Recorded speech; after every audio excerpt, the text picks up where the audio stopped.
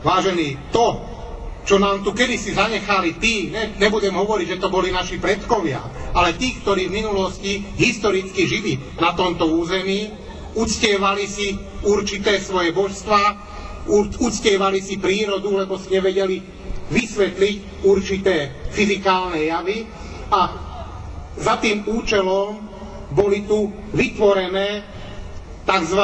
Tie prírodné kalendáre, ktorých dnes pozostatky tu máme.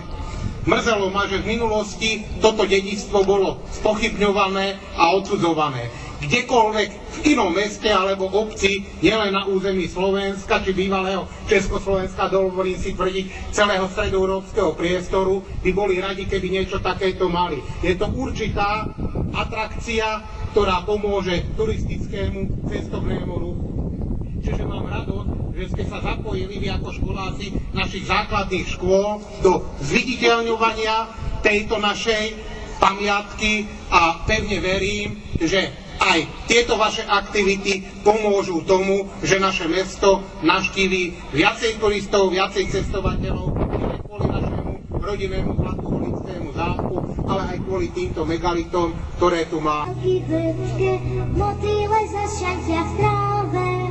Lienka ponáhľa sa desi, práce Slavku našli v tráve.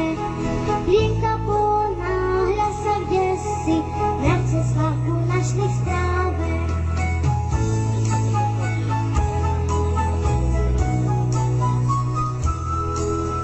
Obzerá sa slnko zlaté, čo sa robí, čo sa deje. Všade radosť z práce majú a slniečko sa len smeje.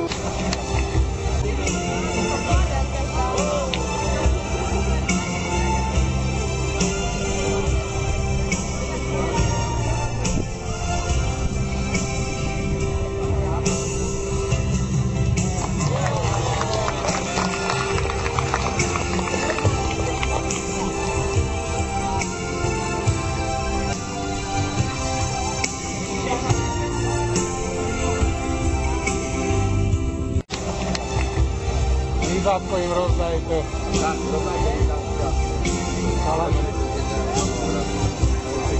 Srdečne blahoželáme víťazom.